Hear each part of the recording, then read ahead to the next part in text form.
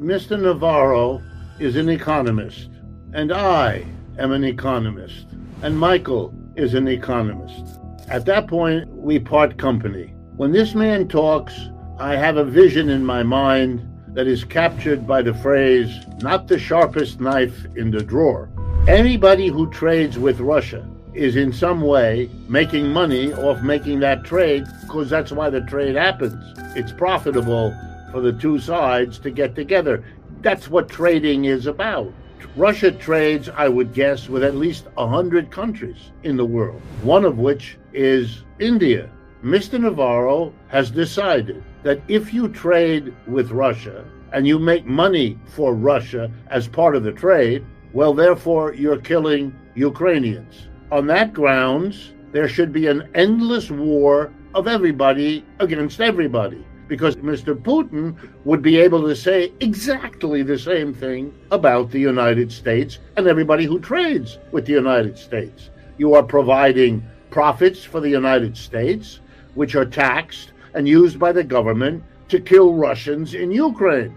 So, therefore, I am going to punish you. This way of reasoning is so stupid that it takes your breath away. Not that he says it, this is old, silly junk, but that a man in his position says it with all the clarity and enthusiasm that this poor fellow can drag out of his soul tells you only about him, not about anything else. If the Indians permitted the Americans to do this, right, they would be inviting every politician in the world, not just Americans, to use this kind of an argument to force concessions out of India. That's why we don't do that in general in the world. We just don't. That's why no other country is throwing tariffs at everybody, let alone using it to justify your position in a war.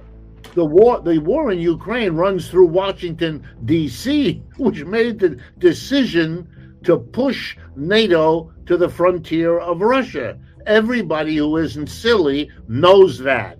If you want to, you can then use that as an argument to stop trading with the United States. But nobody's doing that. Only Mr. Navarro and the Mr. Trump who hires a Mr. Navarro and thereby joins him in the same drawer. This is extraordinary desperation. This is nonsensical junk. But it will have, and it is having, enormous consequences. India, is an economy that wants to grow in the way that the Chinese have. And that's a big job. They're a poor country. They're a very large country, larger than China now. They have a lot of hard work ahead. They don't need these obstacles. On the other hand, they have to have a longer view. And that's why Mr. Modi is in China now, or will get there in the next few hours if he's not already there. He's there because they're going to be figuring out, I'm paraphrasing Michael here, they're going to be figuring out how do you get around what has become a rogue state. If you watch and listen to Mr. Navarro, anybody who does business with Russia is indirectly aiding the Ukraine war. Well, then anybody who does business with anybody who does business with Russia is equally culpable. Come on. On that basis, every country punishes every other. And that's maybe where we're going. Maybe the rest of the world will simply now erect its own tariff barriers. The Indians will decide, okay, they have to write off the American economy. So one of the richest economies in the world will now be cut off from the rest of the world. We have said on this program, and I'm going to say it again, after World War II, the name the United States applied to its policy toward the Soviet Union was, quote unquote, containment. George Kennan came up with that and became famous as the architect in the State Department, for the State Department, of containment. That was a simple word, isolate the Soviet Union so it could not infect the rest of the world. Here's the irony. The United States, by punishing the whole world, one after another, Canada, Mexico, India, and on and on and on, is isolating itself. It is performing self-containment. because that will be a major strategic objective of many, many parts of the rest of the world. The Chinese, who are at the forefront of artificial intelligence and everything having to do with computer, robot, and everything else. The Indians, who make up an inordinate portion of what the American Silicon Valley is all about. And they decide, we together don't need the United States. The Indians can come to Beijing, and we will have half of Silicon Valley in a suburb of Beijing and the other half of Silicon Valley in a suburb of New Delhi. And that's where all of the breakthroughs in high tech will be coming from in the years ahead. The United States, let me remind everyone, 4.5% of the world's people. India, China, Russia, nearly half of the world's people. With the BRICS, more than half of the world's people. In the end, the mouse will not overcome the elephant. Why would Trump jeopardize the position of the United States, thinking for a moment about what it might mean if India and China, the arguably two of the three leading cloud computing entities, you would have to be desperate to risk that. Why would you go after Indian exports? Remember, he's not even including pharmaceuticals, because he carved out, they have an exemption. They don't have to pay the 50% because they produce the feedstock and the basis for America's pharmaceutical industry. So you're only talking about 50% of what's left. Why would he risk bringing those two giants of the future technology into a reason to get? You're either very stupid or you're very desperate, or maybe a combination. Let me explain something, because the American public is so used to being told that what happens in the world is due to the United States that they don't understand when that doesn't happen, and therefore they don't understand what's happening to them. Michael and I have been critically mocking the Europeans for quite a while now because of their subservience to the United States on so many levels. They are now led by political leaders that literally are slavish towards the United States. Starmer, Macron, even Meloni, Schmerz, all of them. But this time, I want to take my hat off. The Europeans, which sometimes happens, the servants sometimes outmaneuver the boss, and they just did. Here's how this works. They were desperately trying to keep Mr. Trump from walking away from the Ukraine war because it's a loser, and he doesn't like to be associated with losing propositions. And why? Because he has already been associated with so many. Every business he starts fails. So he wanted to walk away.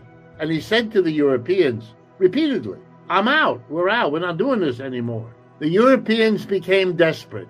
The entire politics of Western Europe has been to be the junior partner of the United States since World War II. That's all they know. That's how they all got a career, by doing that even more slavishly than other politicians, which is why we never heard of the other ones, and we all know their names. So of course they're not going to change. They can't. That's who they are. How could they get Mr. Trump to change his mind? They tried everything. Everything failed except one thing, which has now worked. They went to the American military corporations and they said to them, if Mr. Trump withdraws, then he's not going to need all of the missiles and all of the airplanes that you have been selling him and making a fortune, which if you look at their stocks over the last 3 years of the war, you will see they did. And so the Europeans said to them, here's what we'll do. We'll give Mr. Trump the chance to say to the American people, I won't pay for them anymore. but you won't lose the business because Mr. Trump will sell what you produce to us. Thereby, you'll keep the orders. They'll keep coming. We'll keep shooting missiles into Russia and into Ukraine.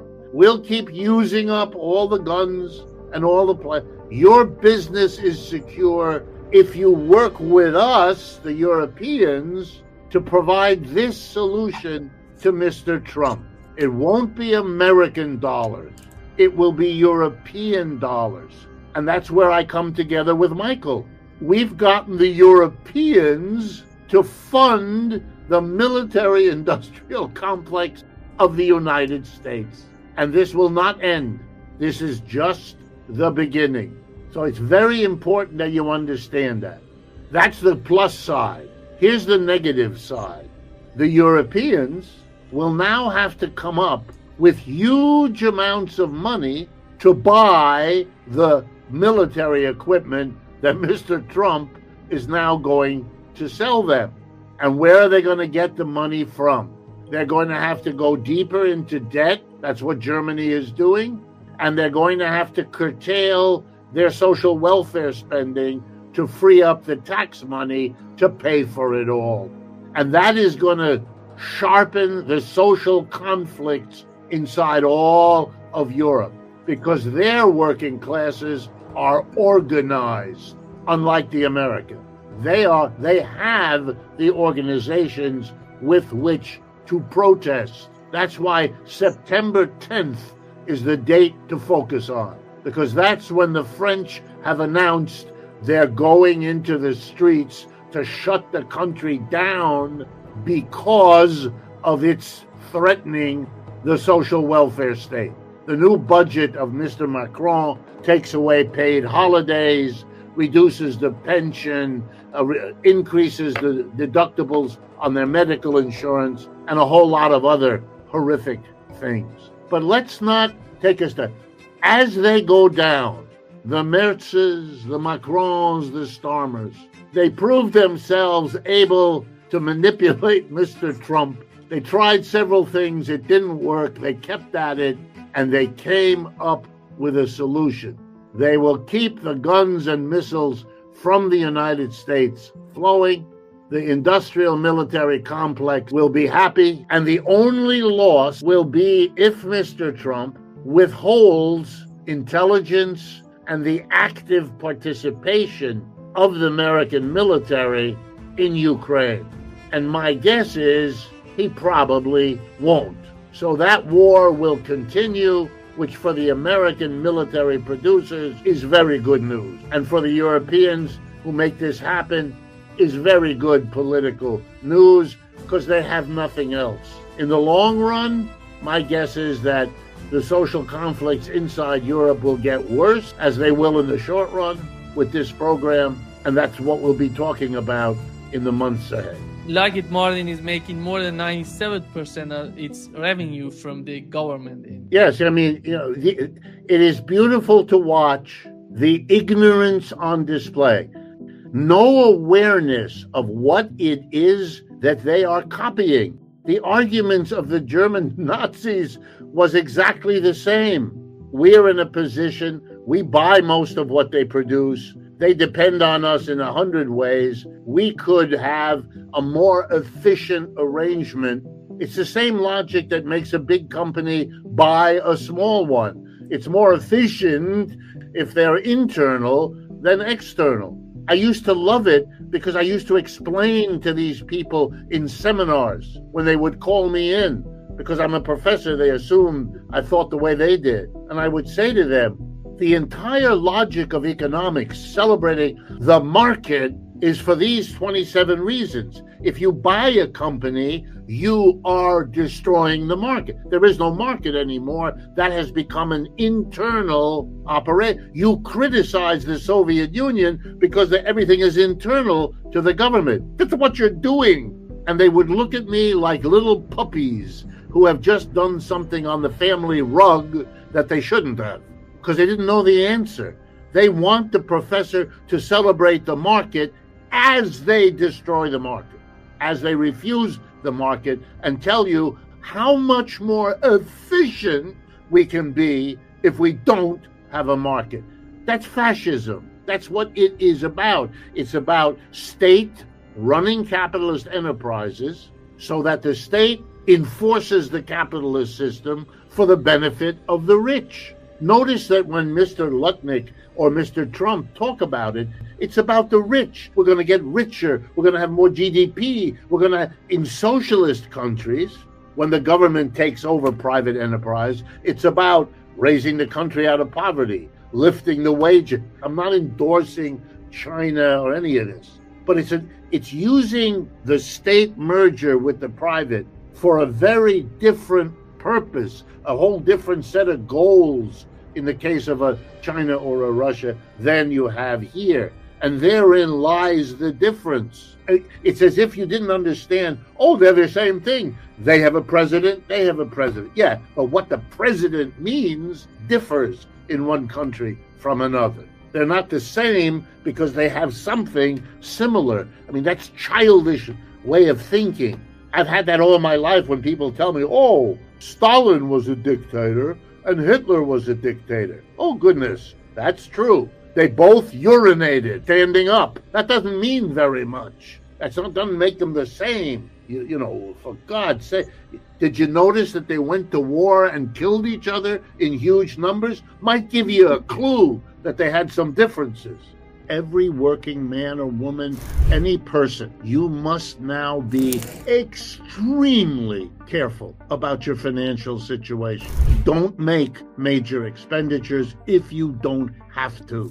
Hold on. Find ways of accommodating and economizing, because there are risks now of a recession, which, by the way, most of Wall Street expects later this year or early next year. There are serious risks of an inflation. There are serious probabilities of a combination of both of those things, which we call stagflation. And all of those are terrible news for the working class. And I'll add one more. Having told the working class for the last 70 years that there is this thing called the American dream, and that if they work hard and study hard, they will have an entitled chance to get it, a nice home, a car, a vacation, a dog, a station wagon, all the rest of it. You're not providing that now to millions of people. And if we have an economic crisis, and remember the last two were immense. The 2008 and 9 crisis was very, very bad. And the 2020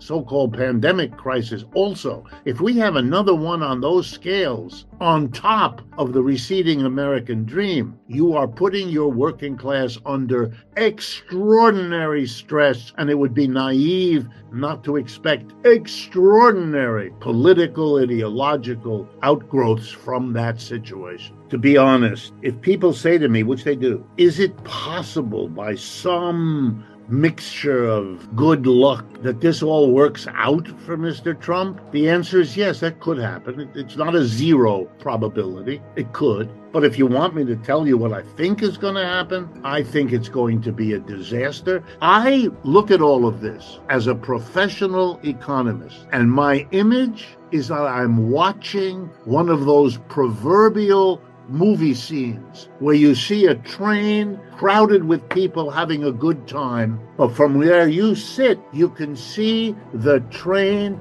is heading for a stone wall, and you want to yell loudly, "Get off the train!" But they're having such a good time telling each other stories and drinking their cocktails that they simply can't hear me. The way this system is going, the way it is acting, it is doing exactly what you said, holding on to the taboo and building the conditions, which I know we haven't got there yet, but building the conditions where the next concept we will be discussing is revolution. You cannot do this to the mass of people. Our people are already showing many signs of extreme stress. Mr. Trump is an exemplar of where that stress can lead. It can go to the right. Of course it can. But if it goes to the right, which it's doing now, and if the right proves itself unable to solve these problems, which it's clear to me it will, then the next step for the American people is to try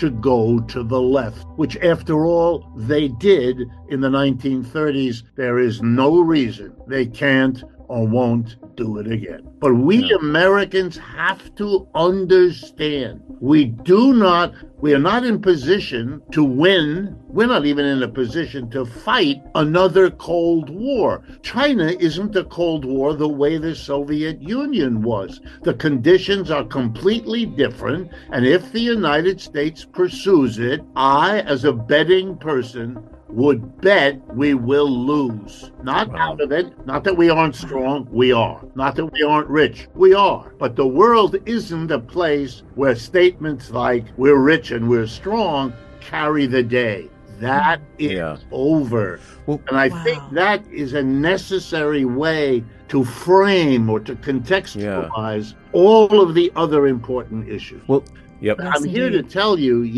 we now have to do what we have been afraid to do for 75 years. As I like to say, Americans are good. We question our education system, our transportation system, our hospital healthcare system. My God, we are in the forefront of questioning institutions like marriage, heterosexuality, and so on. And good for us that we open up those questions. But when it comes to questioning capitalism, all the old taboo sets in, and you're not supposed to go there. You're not supposed to. Here's the problem. If you don't go there, if we don't go there, we are foregoing the solution to the problems we say we have. We should never have undone our manufacturing system. Not because there's anything special about it, but a balanced economy is a diverse one. Yes, we need service industry. Yes,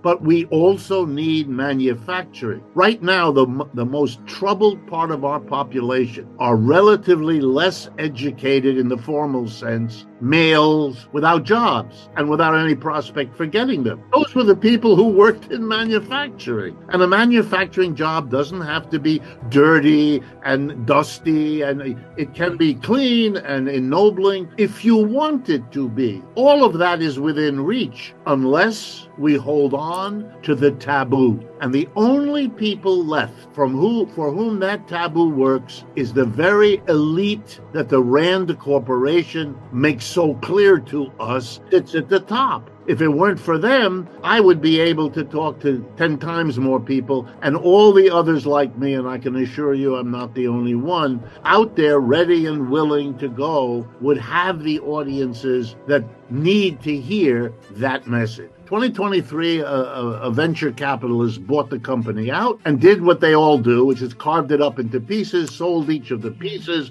and made more money that way than they had to pay to get the factory in the first place. Today, that brand is still the brand of most wheelbarrows in America. But if you look at the label on the wheelbarrow, underneath the same brand, Temper, whatever it was, in small letters, made in China. Incredible. That's how this works. If you leave the profit system in, if your loyalty to capitalism means that, then you've got a hard row to hoe, because you've got to understand. Let me remind you, 29 to the war or the Great Depression, the worst collapse of capitalism in the history of that system. Even to this day, we have not had anything worse than the 1930s. So there was always a fear then that, what would happen if we slid back? With that in the back of your mind, then you get the results that the Rand Corporation, like many other investigations, have shown. That the response, and this is really important, folks, that the response of the capitalist class, and who do I mean by that? I mean the people who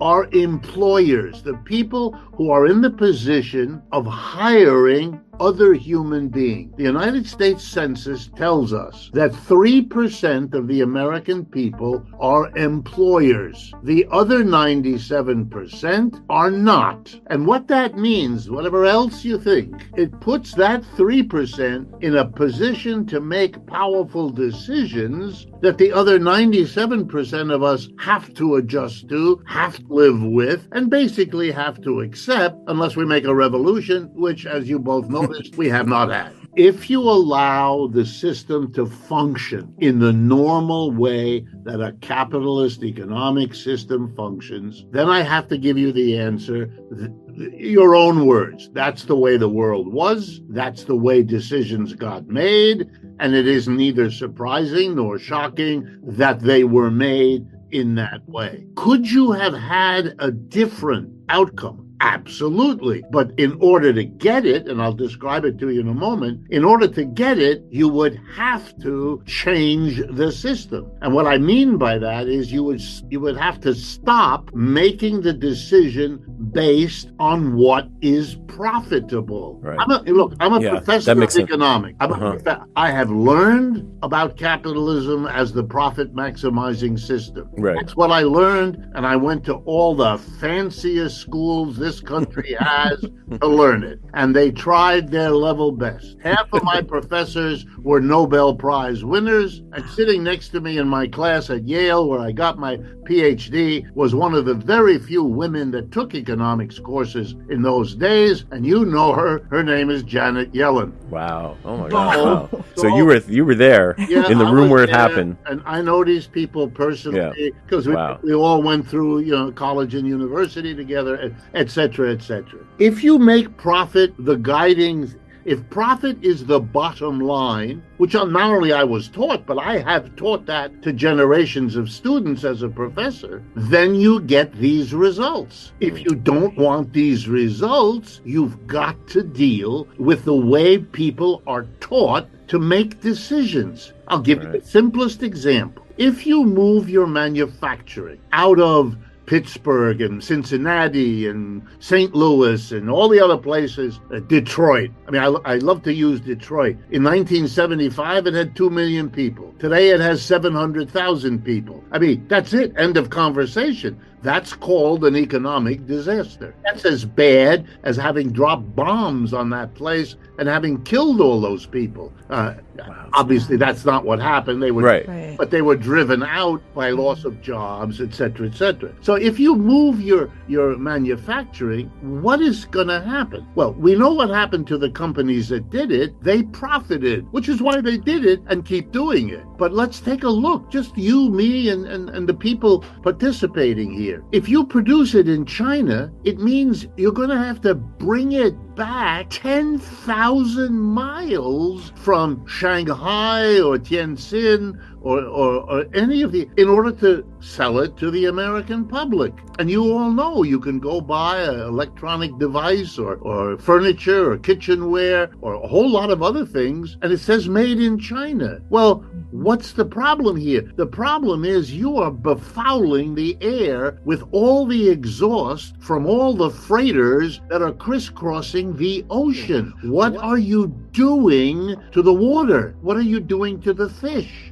What are you doing to the air? Well, here's the important thing. No one has to worry about it because the companies that profit, even though they cause all of that turmoil, which will cost a fortune if you even can clean it up, they don't have to pay a nickel. If they had to pay a nickel, if they had to, they probably wouldn't have done it because the profit wouldn't have shown it as a reasonable thing to do.